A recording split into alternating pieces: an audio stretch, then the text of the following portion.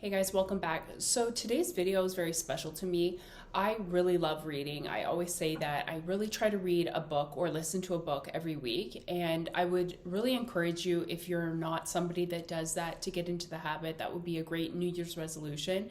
They always say those who do not read, you have no advantage over someone that cannot read. Anything that has really changed my life financially, health-wise, mentally, spiritual, all of that, it's due to books I've read.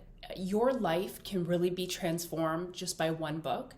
So if you're struggling with health-related issues, I really feel the 10 books that I'm going to recommend right now, these are the ones that have really opened my mind and helped me the most over the years. I really think you will find the answer. If you feel something is off with your health and your doctor and you are not able to get to the root cause of it, I would really encourage you to go down the rabbit hole of reading a lot of books. You can really even save your life. So with that, I will tell you my top 10 health-related books that have really opened my mind and changed the way I thought forever. I'll try not to spend too much time speaking about each book because I've actually over the years made a lot of specific YouTube videos related to these. So if that's the case, I will link all the books and the videos related to that down below. So number 1 is The China Study by Dr. T. Colin Campbell. So I found this book a number of years ago when I was suffering from really bad eczema, however you want to say it, around my eyes. I had had this for over 20 years. I've made videos on this on the past. I won't go into a deep dive. So this was one of those books that I found along the way. What I found interesting is this was the most comprehensive nutrition study ever done on the face of the planet. And this doctor himself, he actually grew up on a farm just like me. So I found that relatable.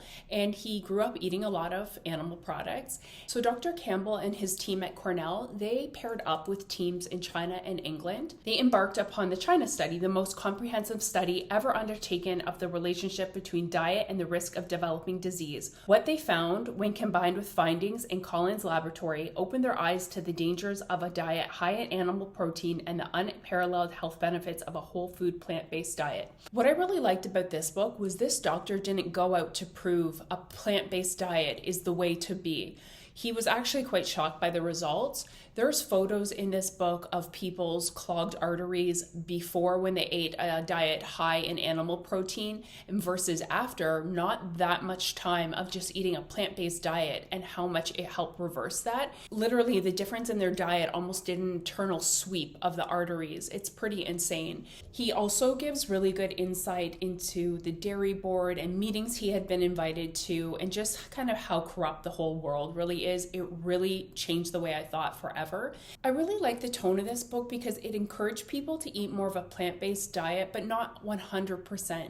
I think animal products in a small amount, and even he would agree, if you're eating it in a very small, moderate amount and it's a good quality animal product, that's okay. Just primarily try to eat plant-based for longevity. So one of the biggest takeaways of that book that I found was if you're eating over a certain percentage of your diet in animal-based protein, it would turn on cancer-causing cells. Whereas if you were eating, say for example, 100% plant-based protein from whole foods, that's very important because there's a lot of vegan foods that are absolutely garbage. That would not happen. So I found that very interesting and that kind of totally shifted my mind. And, you know, to each their own, I would never tell someone else how to eat. So I don't want someone to tell me how to eat. But for me, I find that works best, primarily plant-based with a little bit of animal products, and my skin has always been clear. After reading this book, I ate a very strict vegan diet for about 5 years. Now I primarily eat plant-based, but I do have animal products in moderation and my skin has been fine. So the next book is The Amazing Liver and Gallbladder Flush by Andreas Moritz. So maybe a lot of you found me due to this video that I had on YouTube. It did pretty well. And he is definitely probably my favorite health-related author. He's really forever changed my life. And I really feel if it wasn't for him, I would be in a much different place health-wise right now. So I am eternally grateful. He's unfortunately passed away now, but he did have a channel on YouTube, so you still can go to watch some of his videos. To me, he just seems like such a kind soul. His eyes are so crystal clear. His skin is perfect. I just really felt a deep connection to him. And I don't 100% agree with every single thing he's ever written, but he has really helped me so much. So this book addresses the most common but rarely recognized cause of illness, gallstones congesting the liver. Most adults living in the industrialized world, and especially those suffering a chronic illness such as heart disease, arthritis, MS, cancer, or diabetes, have hundreds, if not thousands, of gallstones, mainly clumps of hardened bile blocking the bile ducts of their liver. So this book provides a thorough understanding of what causes gallstones in the liver and gallbladder, and why these stones can be held responsible for the most common diseases so prevalent in the world today. So I've done about 10 of these liver and gallbladder flushes over the years, 10 or 11 now. I just recently did one. I've got hundreds of stones out of my body. It's absolutely insane. I really feel this book saved my life, because due to this book, part of the protocol is you have to go for colonics. And when I did that for the first time, I actually saw parasites come out of my body. I was suffering from a lot of health issues. After that, I just got so much healthier. So if it wasn't for his book and his guidance, I don't even know how I'd be feeling today. So I would definitely recommend that. Even if you don't go ahead with the flush, you will learn so much about the human body. It's really amazing. And with all these books, I would encourage you to keep an open mind. With Andreas's books too, I really like to get the Kindle version, because I almost use his books like a dictionary. So if I'm having any sort of ailment in my body, I just type it in. I type in headache, shoulder pain, and it will highlight the parts in his book where he talks about that. So I find that very helpful. Okay, so next up, I have 2 books by Joni Recitas. So I hope I'm pronouncing her name properly. I love her. She really, again, is somebody that saved my life. So her book is called The Plan, and there's also a Metabolism Plan one. But the first book I read by her is The Plan. So The Plan provides a structured method to help you find which foods work for your particular body chemistry and which one causes inflammation. Inflammation can cause weight gain, disease, it can speed up the aging process, and you and I might be eating healthy foods like, say, oats, tomatoes, things like that, and with our unique body chemistry, it's actually causing inflammation. So if you're someone, you think you eat really healthy, you still can't get the weight off, this book is definitely for you. This really helped me. All of her recipes are so great. I feel like I have almost her whole book memorized. I've used it for so many years, so I really know her recipes off by heart. I love her. She's very kind. I've communicated with her. I can't recommend this book enough. I've recommended this book a lot to my patients at the dental office, and firsthand, I have seen multiple people completely clear up their skin conditions just by reading this book and doing what she suggests. The first time I did The Plan in her book, I lost a lot of weight, and probably the most interesting thing is her list of devil foods, she calls them. So foods that people typically think that are healthy, but for a lot of people and her patients over the years, she realized it was causing inflammation. And some of those, just for example, would be tomatoes, turkey, eggs, cauliflower, beans. So a lot of those things you might be eating every day, which for some of these items that she listed, I was. And once I eliminated those, they really helped me. So another book of hers that really helped me was called The Metabolism Plan. So in the past years ago, for many years, I was obsessed with working out. Like, I never missed a day for years on end. Sometimes I actually, I don't really like admitting this now. Back then, I thought it was normal. I would go to 3 or 4 workout classes in a row. I would stay at the gym half the day. And I remember somebody that I was dating at the time. He was actually a fitness model, and he knew a lot about fitness and nutrition and everything. And he was trying to explain to me that's not good. And I didn't believe him. I was like, nope, the more I work out, the better. So the Metabolism Plan is basically, it's a 30-day program. And again, sometimes, you can read these books. You don't necessarily have to do the program. You just want to hear the knowledge, and something might click in your brain, like what you might be doing wrong. So her program in this book, it helps readers create a customized diet and exercise plan to boost their metabolism and burn more fat. So often she would find shorter workouts, less times per week, were more effective. And something in this book I found interesting, I remember I used to go to spin a lot, and I really like SoulCycle and things like that. And she said for a lot of people, spin classes, it actually creates too much inflammation, and you might become very stagnant with your weight loss. So I think that was actually what was happening with my body. I was just always in a state of inflammation because I was working out too much. So sometimes working out less, but doing things that work better for your body, like maybe Pilates and yoga work better for your body, that can actually help you lose more weight in the long run and just be healthier and less stress on your body. The next book I want to recommend is called Jaws. And to be honest, this book is very, very good. I did know a lot of the information in this book just from my previous work. I worked for 13 years as a dental hygienist, but I really want to recommend this book because if I didn't do that for work, there's no way I probably would have known anything that is in this book. I always think just if I have a kid in the future, I really appreciate my time as a hygienist because it taught me a lot of things about health and things I just wouldn't know to look out for if I hadn't seen things firsthand. So Jaws is about a silent epidemic in the Western civilization, and it's right under our noses. Our jaws are getting smaller and our teeth crooked and crowded, creating not only aesthetic challenges but also difficulties while breathing. Modern orthodontics has persuaded us that braces and oral devices can correct these problems. While teeth can certainly be straightened, what about the underlying causes of this rapid shift in oral evolution and the health risks posed by obstructed airways? So I have made quite a few videos about this on the past. I will link one that I did for World Airway Health Day. So it just talks about all the risks of mouth breathing, even if you have a baby, how they shouldn't be mouth breathing. So I'll put up an image here, what can happen to you if you're mouth breathing, but I go much more in depth in a couple of my other videos, so I'll link it below. But this is something, if you have kids, I really feel you should pay attention to. One of my favorite books I've ever read is called Estrogeneration by Anthony G.J. And I have actually made a video about this in the past. I looked, barely anyone watched it. So I would definitely suggest go back and watch my video. This is somebody that I think Joe Rogan should have on his podcast. The things in his book that he talks about, he was really one of the first people I heard speak about certain things. It's really quite shocking, and a couple things really stuck with me. So this book is about a class of chemicals called estrogenics and how your daily exposures can cause weight gains, depression, infertility, and many other health problems.